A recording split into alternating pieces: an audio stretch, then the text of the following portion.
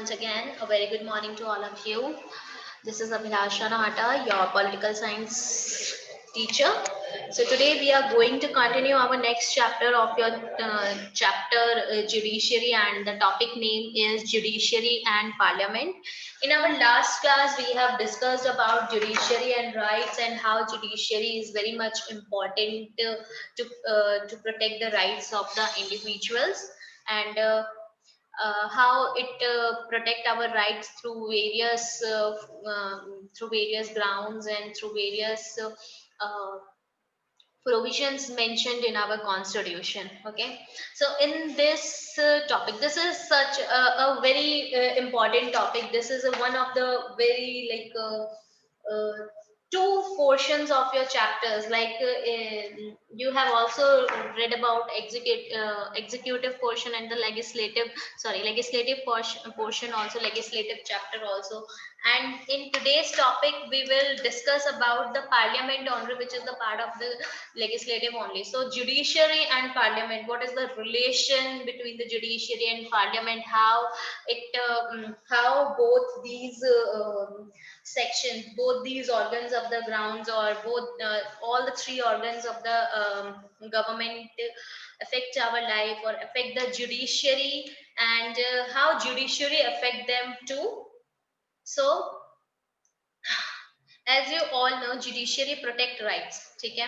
हमने अभी पढ़ा भी कि जुडिशियरी कैसे राइट्स को प्रोटेक्ट करती है, उसके पास कितनी फंक्शंस होते हैं, कितनी पावर्स होती है कि जिससे कि वो हमारी राइट्स को प्रोटेक्ट कर सकती है। But it also prevent subversion of the constitution. Now subversion, what is the meaning of subversion? Subversion means authority of an established institution. Okay, तो constitution पे किसी भी particular organ की subversion, किसी भी particular organ की या body की अथॉरिटी को क्या करती है, प्रिवेंट करती है। ऐसा नहीं हो कि कोई भी ऑर्गन ऑफ द बॉडी आ गया, for example parliament have the amendment, parliament has the amendment powers, तो उसने बोल दिया कि मैं अमेंड कर सकता हूं, तो मैं अथॉरिटेटिव हूँ कॉन्स्टिट्यूशन को लेके। नो, जुडिशरी क्या करती है, कॉन्स्टिट्यूशन को किसी भी बॉडी, कॉन्स्टिट्यूशन पे किसी भी बॉडी को अथॉरिटेटिव रोल प्ले करने से क्या करती है, रोकती है। And in this process, Supreme Court actively involved itself in the administration of justice by giving directions to executive agencies. और सबवर्जन को प्रिवेंट करने के लिए, ठीक है, कॉन्स्टिट्यूशन को प्रोटेक्ट करने के लिए, कॉन्स्टिट्यूशन को बनाए रखने के लिए, और दूसरे ऑर्गन्स ऑफ द गवर्नमेंट से इसको अथॉरिटेटिवली बचाने के लिए क्या करती है, सुप्रीम कोर्ट बहुत ज्यादा एक्टिव रोल प्ले करती है। ठीक है, वो क्या करती है, एग्जीक्यूटिव एजेंसीज को डायरेक्टली डायरेक्शंस देती है कि वो जस्टिस देने के लिए डायरेक्टली क्या करती है, डायरेक्टली डायरेक्शंस देती है एग्जीक्यूटिव्स को। ठीक है, कि जिससे कि जो भी है एडमिनिस्ट्रेशन जो है, एडमिनिस्ट्रेटिव पावर्स जो है, आपकी जो नॉर्मल कॉमन मैन जो है, मेनली कॉन्स्टिट्यूशन जो है, हाँ ठीक है, उसको क्या मिल पाए, जस्टिस मिल पाए। ओके, सो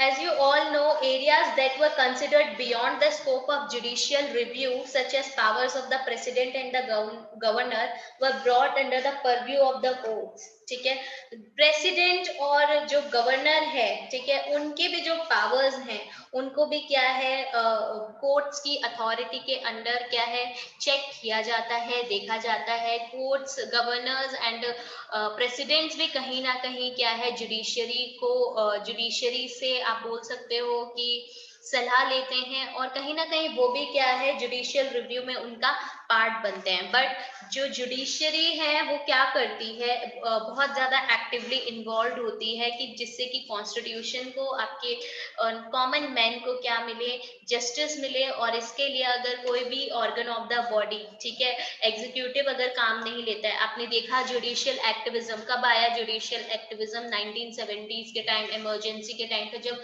लेजिस्लेटिव एग्जीक्यूटिव अपना काम अच्छे से नहीं कर रहे थे, तो जुडिशरी एक्टिवली वहां पे आया और उसने अपने काम किए। ठीक है, तो उस टाइम पे जुडिशियल एक्टिविज्म आया, तो उनको सही करने के लिए जुडिशरी क्या है, डायरेक्टली जो एग्जीक्यूटिव पोर्शन है, एग्जीक्यूटिव पार्ट है, एग्जीक्यूटिव बॉडी है, उसको क्या कर रही है, डायरेक्ट कर रही है। आप बहुत से ऐसे मूवीज और में भी देखते हो कि अगर जुडिशरी बोल रहा है, सीबीआई को बोल रहा है कि आप इसकी क्या करें, इन्वेस्टिगेशन करें, तो CBI, what is CBI? CBI is an executive body only.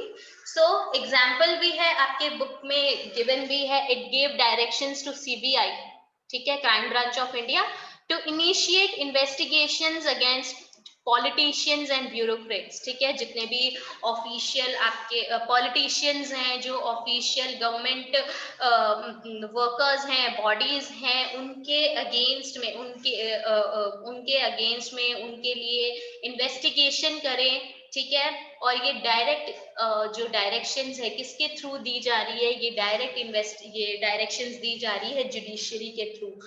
कुछ एग्जांपल्स भी गिवन है, उन एग्जांपल्स में जैसे हवाला केस हो गया, नाराशिमा राव केस, नाराशिमा राव या के फॉर्मर प्राइम मिनिस्टर रह चुके हैं, उनके ऊपर करप्शन का केस लगा था और जुडिशरी ने इनके अगेंस्ट में ही क्या किया था, जस्ट इनके अगेंस्ट में ही डिसीजन दिया था।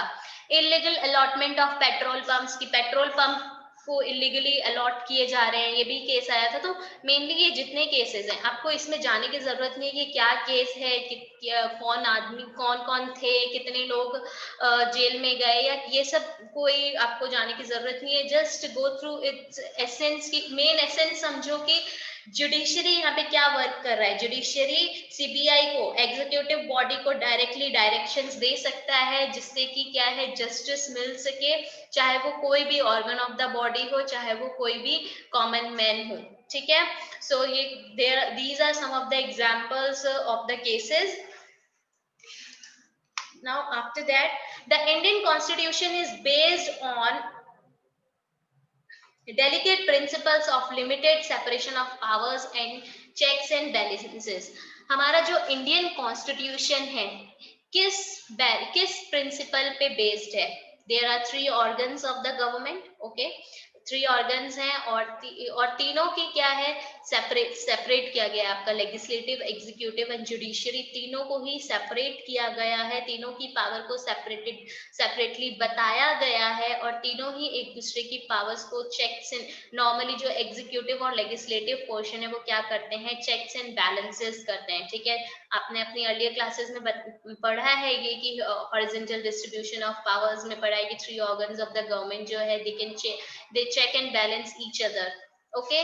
तो जो हमारा इंडियन कॉन्स्टिट्यूशन है बहुत डेलिकेट है, बहुत एक ऐसे डेलिकेट प्रिंसिपल पे बेस्ड है, सेपरेट हुआ हुआ है, उनकी जो पावर्स है वो सेपरेट हुई हुई है, और उसके थ्रू वो क्या कर सकते हैं, एक दूसरे पे चेक रख सकते हैं और एक दूसरे को बैलेंस करके रखते हैं, ठीक है।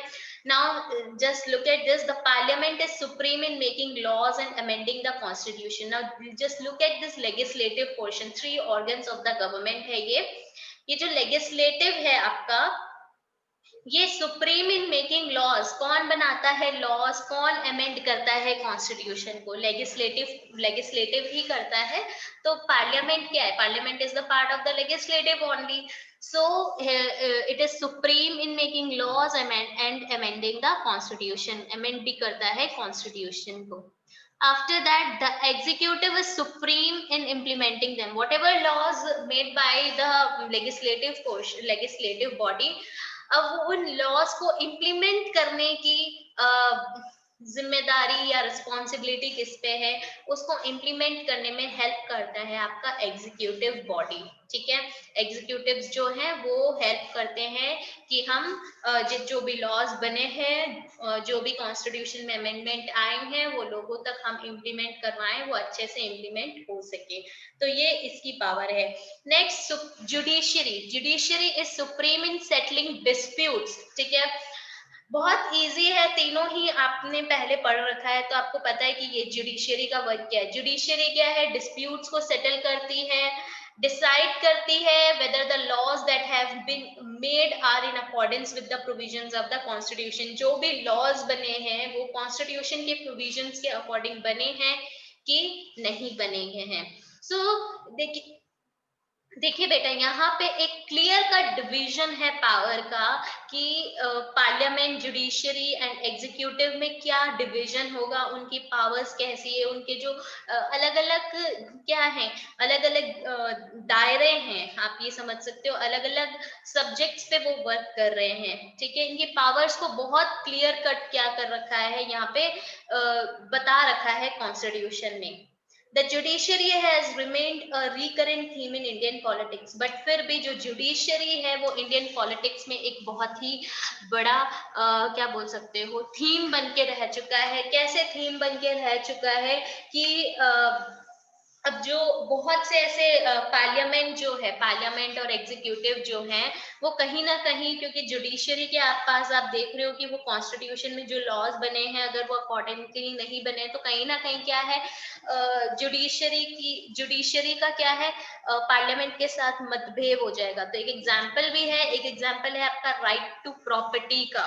ठीक है, जो आपके पहले आर्टिकल 31 में था, फंडामेंटल राइट था आपका right to property.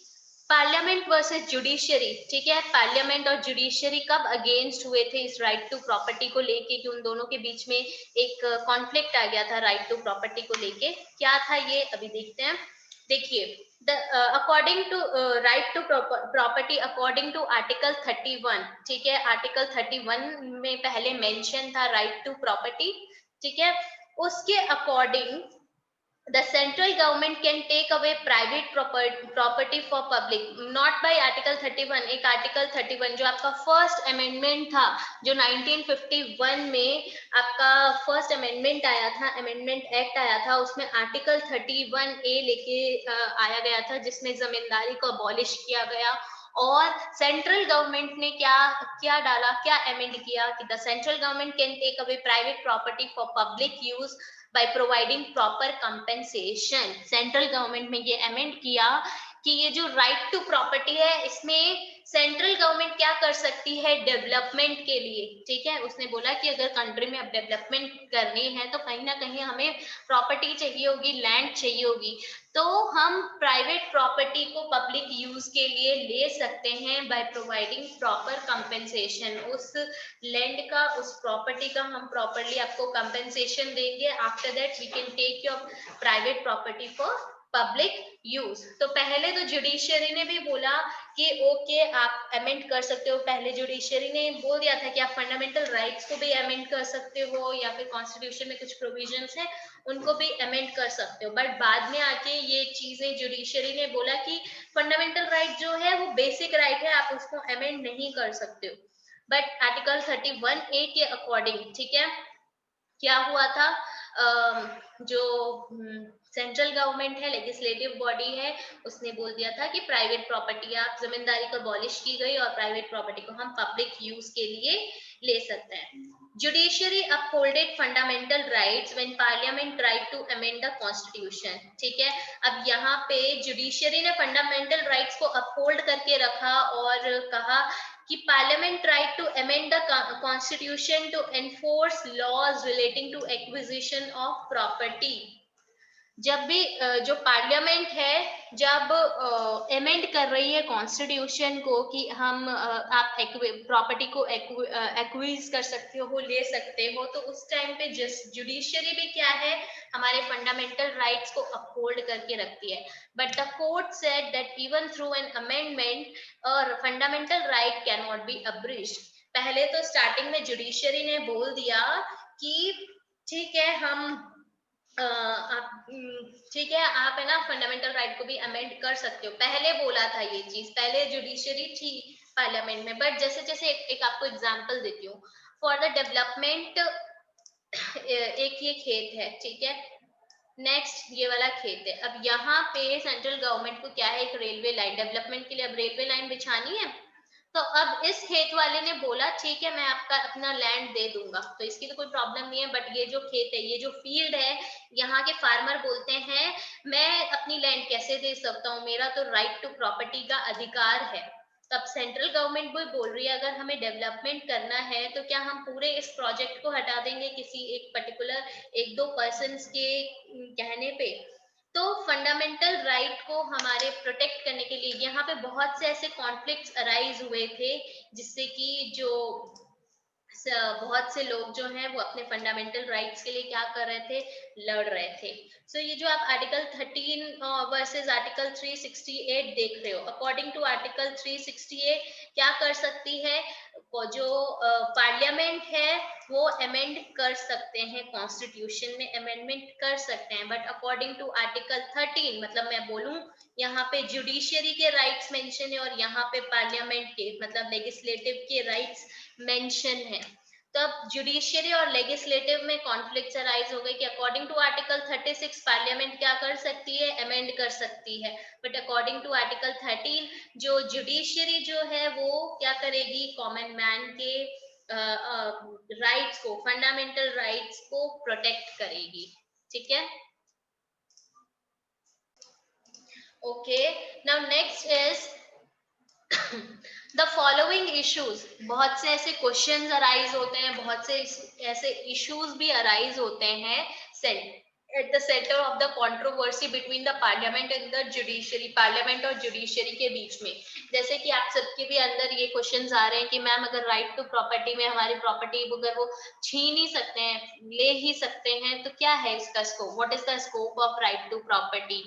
So what is the scope of parliament's power to curtail, abridged or abrogate fundamental rights? ठीक है, कि पार्लियामेंट का, पार्लियामेंट की पावर का क्या, कि वो फंडामेंटल राइट्स, पहले तो आप बोलते हो कि आप फंडामेंटल राइट्स को आप अमेंड कर सकते हो, बट आफ्टर सम टाइम आप बोल रहे हो कि फंडामेंटल राइट बेसिक राइट है, आप उसको अब्रिज्ड नहीं कर सकते हो, आप उसको अमेंड नहीं कर सकते हो। So what is the, these are some of the questions or issues जो आज की डेट तक है। What is the scope of the parliament's power to amend the constitution? Parliament की पावर का क्या, कि आपने कॉन्स्टिट्यूशन कोई पर्टिकुलर लॉ बना दिया और जुडिशरी उसको चेंज कर देती है, जुडिशरी बोल देती है कि ये लॉ अनकॉन्स्टिट्यूशनल है, आप अमेंड नहीं कर सकते हो। तो पार्लियामेंट की पावर जो है 368 के अकॉर्डिंग, उस पावर का क्या, these are some of the question जो फेस किया जाता है। Can the parliament make laws that abridge fundamental rights while enforcing directive principles. आपने डायरेक्टिव प्रिंसिपल्स के बारे में अपने राइट्स वाला जो चैप्टर है उसमें पढ़ा है, पूरा प्रॉपर एक पॉइंट है जिसमें आपने ये डायरेक्टिव प्रिंसिपल्स के बारे में पढ़ा। तो क्या जो पार्लियामेंट है, सॉरी जो पार्लियामेंट है वो फंडामेंटल राइट्स को अब्रिज्ड करके क्या डायरेक्टिव प्रिंसिपल्स के थ्रू राइट्स बना सकती है, अमेंड कर सकती है। So these are some of the questions जो अराइज हुए हैं और इसके वजह से कुछ ऐसी सिचुएशंस भी है जो डेवलप हुई है। अब देखिए, during the period 1967 and 73 this controversy became various serious. ये जो क्वेश्चंस हैं, ये जो क्वेश्चंस अराइज हुए हैं जुडिशरी और पार्लियामेंट के बीच में कि क्या उनके पावर्स का क्या, कोई भी कॉन्स्टिट्यूशन को अमेंड कर सकती है, पार्लियामेंट की पावर का क्या कि वो कॉन्स्टिट्यूशन को अमेंड कर सकता है। तो ऐसे कुछ ये जो कंट्रोवर्सीज थी 67 से 73 के बीच में, 1967 से 73 के बीच में बहुत ज्यादा सीरियस हो चुकी थी। क्या आया था इसमें, अब देखिए, in 1973, the Supreme Court gave a decision that has become very, very important in regulating the relation between the Parliament and the judiciary since then. This case is famous as the Keshav Nanda Bharti case. अब Keshav Nanda Bharti case क्या था ये सब जानने की जरूरत नहीं है। इसमें क्या था, 1973 में सुप्रीम कोर्ट ने एक बहुत इंपॉर्टेंट डिसीजन दिया था जिससे कि पार्लियामेंट और जुडिशरी का क्या है रिलेशन, उनके रिलेशन रेगुलेट होने लगा। और उस केस का नाम है जिसमें लैंड रिफॉर्म लॉज लेके आए गए, लैंड इन्फोर्सिंग प्रिवेंटिव डिटेंशन हो गए, laws governing reservations in job, regulations acquiring private property for public purposes, and laws deciding the compensation for such acquisition of private property were some of the effects। ये जो आप ये जो है 63 से आप 67 से 73 के बीच में जो ये आया था केस, ठीक है, जो सीरियस कॉन्फ्लिक्ट्स हुए थे उसमें ये कुछ इश्यूज थे। जैसे आपने मुझसे अभी पूछा भी था कि मैम अगर कौन ये जो प्रॉपर कंपेंसेशन कौन देगा इसका, वो कौन वो कौन बताएगा, वो कौन डिसाइड करेगा कि जॉब्स में रिजर्वेशंस होंगी, ठीक है, वो कौन डिसाइड करेगा, प्राइवेट प्रॉपर्टी आप पब्लिक यूज के लिए ले सकते हो, वो कौन डिसाइड करेगा। तो ऐसे बहुत सारे ऐसे क्वेश्चंस आए जो भी हमने पीछे देखे भी। तो एक केशव नंदा भारती केस था।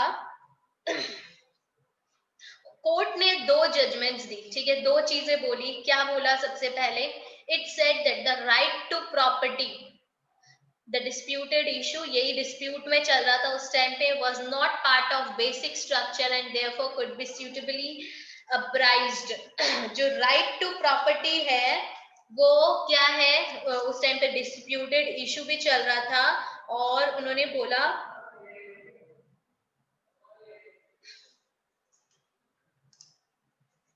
कि जो फंडामेंटल राइट है, it was not the part of basic structure. ये एक बेसिक स्ट्रक्चर नहीं है, बेसिक फंडामेंटल राइट का स्ट्रक्चर नहीं है, इसलिए उसको हम क्या कर सकते हैं, हम उसके अंदर कुछ चेंजेस ला सकते हैं, सूटेबली हम उसको अब्राइज्ड कर सकते हैं, शॉर्टन कर सकते हैं, कुछ चेंजेस ला सकते हैं। पहला तो जजमेंट उसने ये बोला। Secondly, the court reserved to itself the right to decide whether various matters are part of the basic structure of the constitution. This case is perhaps the best example of how judiciary uses its power to interpret the constitution. दूसरी बात, judiciary ने कहा कि the court reserved to itself to right to decide whether various matters are part of the basic structure of the constitution. कि court के पास ये right है कि जो भी कुछ मैटर्स आते हैं वो क्या मैटर कुछ बेसिक स्ट्रक्चर, कॉन्स्टिट्यूशन के बेसिक स्ट्रक्चर का पार्ट है कि नहीं है। तो ये जो केस था केशव नंदा भारती केस, आप अगर इसके बारे में पढ़ना चाहते हैं आप पढ़ सकते हैं। केशव नंदा भारती केस जो था बहुत बेस्ट एग्जांपल था, जिससे कि ये राइट टू प्रॉपर्टी का जो डिस्प्यूटेड इशू था, इससे काफी सारे जो क्वेश्चंस हैं उनके आंसर्स मिले, जुडिशरी ने उसके लिए चेंजेस दिए।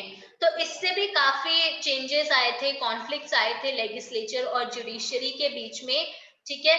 और इसमें से एक चेंज क्या आया था, 44th कॉन्स्टिट्यूशनल अमेंडमेंट में जो राइट टू प्रॉपर्टी था, ठीक है, राइट टू प्रॉपर्टी को क्या कर दिया गया था, राइट टू प्रॉपर्टी को फंडामेंटल राइट्स के लिस्ट में से निकाल दिया गया था। उनको बोल दिया गया था ये हमारा बेसिक स्ट्रक्चर नहीं है, you have right to property but ये आपका फंडामेंटल राइट नहीं है।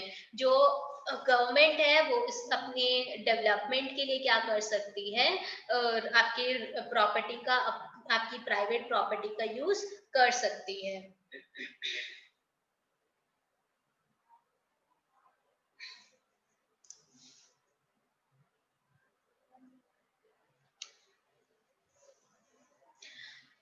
कुछ जो इश्यूज हैं, some issues still remain a bone of contention between the two. ये जो लेजिस्लेचर और जुडिशरी के बीच में कुछ इश्यूज ऐसे भी हैं जो आज की डेट तक जो है क्या है, अभी तक कॉन्फ्लिक्ट्स अराइज करते हैं दोनों के बीच में। एक बोलते हैं ना फंसी हुई हड्डी हम बोलते हैं कि उसका काम करते हैं। क्वेश्चंस क्या है, can the judiciary intervene in and regulate the functioning of the legislature. क्या जुडिशरी इंटरवीन कर सकती है और लेजिस्लेचर के फंक्शंस को रेगुलेट कर सकती है। तो इसका आंसर है कि in the parliamentary system the legislature has the power to govern itself and regulate the behaviour of its member.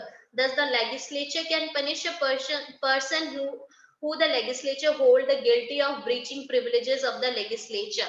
ठीक है, जुडिशरी जो है इनका इंटरवेन कर सकती है, लेजिस्लेचर के फंक्शनिंग को रेगुलेट कर सकती है।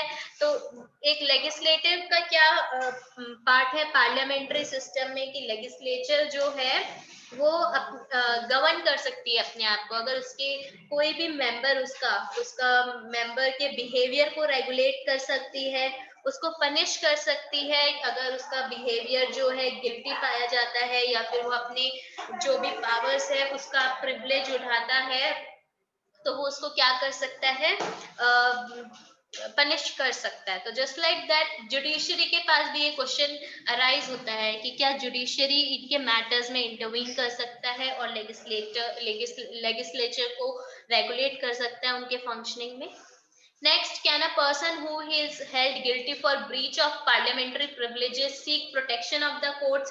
क्या जो भी पर्सन जो ब्रीच ऑफ पार्लियामेंट्री प्रिविलेजेस की वजह से जो भी पनिशमेंट दी है, लेजिस्लेचर ने जो भी पनिशमेंट दी है, तो क्या वो कोर्ट के पास जा सकता है? नेक्स्ट क्वेश्चन ये अराइज होता है, can a member of the legislature against whom the legislature has taken disciplinary action get protection from the court? क्या किसी भी मेंबर, लेजिस्लेचर का जो मेंबर है, ठीक है, उसके अगेंस्ट में कोई भी डिसिप्लिनरी एक्शन जैसे कि कोर्ट से प्रोटेक्शन, ये क्या जुडिशियरी इनको दे सकता है राइट, या फिर प्रोटेक्शन दे सकता है? These are some of the issues जो अभी भी क्या है, दोनों के बीच में चल रहे हैं, पार्लियामेंट और जुडिशियरी के बीच में, that is legislative and judiciary. So there have been several instances where the parliament and state legislatures have cast aspersions on the functioning of the judiciary. ऐसे बहुत से आपके इंस्टेंसेस हैं जहाँ पे पार्लियामेंट और स्टेट लेजिस्लेचर्स जो हैं वो क्या करते हैं, they have cast aspersions on the functioning of the judiciary. ठीक है, and similarly the judiciary too has criticized the legislatures and issued instruction to the legislatures about the conduct of legislative business. और judiciary भी क्या, just like parliamentary and state legislature की वो judiciary के क्या functions होंगे, कुछ फंक्शंस में उन्होंने aspersions दिए, तो जस्ट लाइक दैट जुडिशरी भी क्या करती है, लेजिस्लेचर के कुछ बातों पे, कुछ चीजों पे क्रिटिसाइज करती है और इशू करवाती है इंस्ट्रक्शंस कि आपको अपना लेजिस्लेटिव बॉडी को कैसे चलाना है, लेजिस्लेटिव बिजनेस को कैसे चलाना है. Okay, so these issues indicate how delicate the balance between any two organs of the government is and how important it is for each organ of the government in a democracy to respect the authority of others. So ऐसे कुछ issues है जो indicate करते हैं कि जो भी judiciary and parliament legislative दोनों ही organ के बीच में क्या होने चाहिए, एक balance होना चाहिए, कितना important है उनका balance होना, और हर एक जो गवर्नमेंट की बॉडी है, ऑर्गन है, वो क्या करे, अपने अथॉरिटेटिव पावर्स की रिस्पेक्ट करे और अपने अपने वर्क को सीरियसली ले और अच्छे से काम करे and accordingly checks and balances करते रहने चाहिए. So class, this is all about today. We will conclude this chapter in our next class. Thank you for joining the class, everybody. Please take care of yourself and read the chapter carefully.